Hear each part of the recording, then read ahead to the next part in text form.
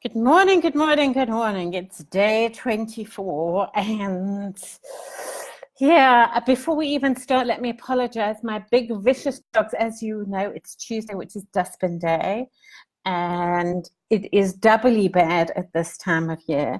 So in South Africa, we have something called Christmas walks.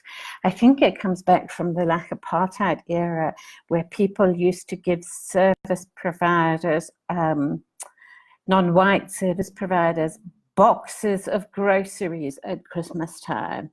But over the years, it's gone to just a tipping system. So at this time of year, not only did the dustbin men come and collect the rubbish, but they also ring the doorbell and ask for Christmas box. And being the miserable old hag that I am, I have a very simple policy of you get Christmas box if you haven't been on strike this year. We've lived here for 12 years and I've never actually had to give them Christmas box this year. Although this year the municipality did get some scab factions to at least take away the rubbish whilst municipalities really do fine. They're really stupid in South Africa. They always have wage negotiations with the waste disposal people at the beginning of summer. So, which really is in the favor of the workers there because, they make an outrageous wage demand and everyone's like, for God's sake, just give them whatever they want because the stuff is now rotting in the streets. Anyway, so my big vicious dogs have that. In addition to that, my big vicious dogs, there was a huge, actually a small thunderstorm, but a huge windstorm last night. And I think a tree came down in the neighborhood. So I think in addition to the evil dustbin man, the dogs are needing to be vicious towards Michael, who is the local tree fella who looks after virtually all the gardens in this area when it comes to chopping up trees and logs and stuff. So, but also at the same time, you must know that during the storm, those big vicious dogs had to sit in my lap. Because they were scared of the sun. In fact, I'm really missing Chris and Shannon, so they are both away this week. So I thought it'd be lovely. I'll have the house to myself. I can spend all day doing my latest passion, or my latest hobby. So other people ride horses or, I don't know, are movie buffs. It turns out that my favoriteest hobby is doing free online courses, mainly in digital marketing. I'm much too stingy to ever pay for the courses. I mean, there's one I paid for that was about book marketing, but all the rest, I do the freebie webinars, but I actually really love it. So, I know a tremendous amount of theory in digital marketing, but so far my attempts to actually try it out have been a resounding failure, but we'll figure it out. We'll get there. Thank you, everybody, for your wonderful feedback on the state of my digestive system. Actually, talking of strikes, I have a theory that actually could be what is going on down there. So I sort of feel like that my gut is going, oh, you want to feed us less? Well, we can retaliate.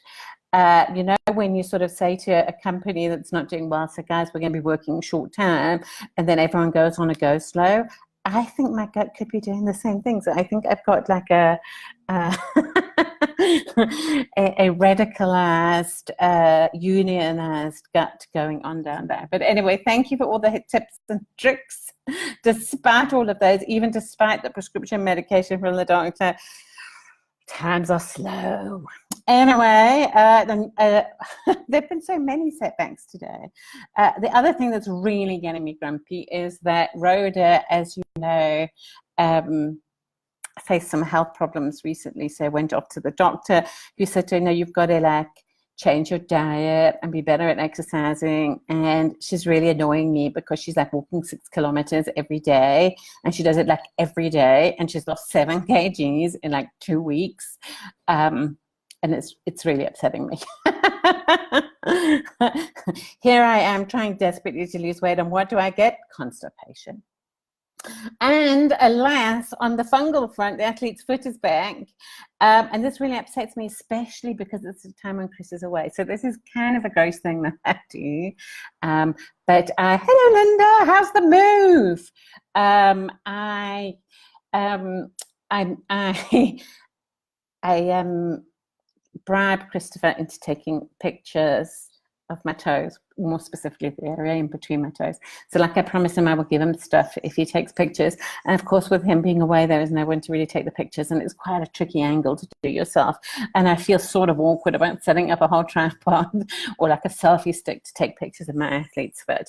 But anyway, the fungus is back, but Lemisel and I have it under control. So the thing that actually, despite all that bizarre, embarrassing weirdness, it was really cold last night. For those of you living in colder climates, by cold I mean we switched the ceiling fan off, but that meant that I didn't get a great night's sleep because I had one little dog under the covers with me and a cat that I think she feels sorry for me and thinks she needs to be a scarf, but it's really uncomfortable because what she actually does is two things. One is she like rests her toe, like, you know, like right where your gland is, like if you've got your glands up right there, and then she like claws at me. The problem that I have is that I'm actually radically allergic to cats. So then whenever she does that, I get like a giant kind of mosquito bite itchy patch. So if you see me scratching at my glands all day, it is courtesy of Olivia. So phones. Look, I know I'm not alone in this. This one I don't even think is weird. I mean, I see memes on this every day. I have, after we spoke, or when was that, last week, about phones, I have actually gone in and changed the message. So it actually now says, like, I don't take phone calls and I don't listen to voice messages, so send me a text or a WhatsApp. Because that feels actually more honest, because what I was doing was going, hi, it's Penny and I'm not available at the moment, but I'll return your call. And of course it was a big lie. I'm never going to return anyone's call ever. I mean, I pay Chris money to like phone like the electrician for me. So and also it was a lie because of course it wasn't that I was unavailable. I was sitting there staring at the phone in horror, waiting for it to ring, because you can't even go like press like decline the call, because then they know you're there. So they know you're saying like, I'm not taking your call. And that's fine. Like in the days when I like pretended to have a high powered job, because I could always like, oh, I'm so sorry, I was in a meeting, you know. Now it's like, yeah, I'm sitting at home writing books about delinquent goats and staring at the phone and hoping you'll go away. So I've stopped doing that, but then I've noticed this horrendous habit that my friends have started doing. So most of my friends are actually also like anti-phones too. Like they don't watch them, they don't use them. But I have a couple of friends who are keen on phones, you know. And the problem is like they're not like friends that I can go, you know what, you use phones, I'm dropping you, because they're also part of my like phone and come to hospital in the middle of the night crowd. So now they've heard this message. So now they've started leaving me those kind of recorded WhatsApp messages. You know, and you see, the thing is, you can't. Some of them are like my friend Taylor singing Kumbaya to me or playing violin music to me when I'm feeling sorry for myself. But some of them are like actually things that I really want to know. And they, some of them are like, yes, you, Lee, who is doing your steps for the day. I can hear you're doing your steps for the day in the background whilst you're leaving me recorded messages. I know what you're doing. It's like typing when you were on the phone. Not that you were actually ever on the phone, but actually I've also got WhatsApp on my like notebook now, so I can WhatsApp really fast, and it makes me feel like actually we're almost having like a real conversation, even though we're not. So I know that it's not actually really weird to hate phones, but I hate them. It's almost pathological. We've taken out the landline in the house because actually the only person who ever phoned was Shannon's mother. And, you know, we took out the landline and then, you know, installed WhatsApp on her phone, which she still doesn't use. And yeah, that's it. Phones. Please don't try and phone me. Please don't ever do that. Don't phone. Skype is pretty bad too. You know, I don't mind like, you know, like Zoom if I'm watching you, but not interacting with you, you know. Yeah, just send me a text, guys. How hard can it be? Even better, just comment on my Facebook page or subscribe to my YouTube channel, because you know that is how I measure my self-worth. I will talk to you tomorrow. I can't even remember what we're going to talk about. Question for you guys. So when I was talking to my friend Lee, or more specifically when Lee was leaving me the like really long WhatsApp message, you see, and the problem with Lee stuff is that it's like, actually she tells me really important good stuff, so I can't go, screw you Lee, I'm not listening to your WhatsApp message. Because also she even starts them going, oh, I know this is really narcissistic for me to do. But the problem is that she always has really good stuff in her WhatsApp messages. So anyway, on Lee's advice, she's like, I don't think you should do this for 30 days. I think you should keep on doing them. So I don't know if I have enough stuff to do it every day, but let me know what you think, guys. Should I carry on doing these things beyond the 30 days? Or are you really just sick of my random weirdness and ranting?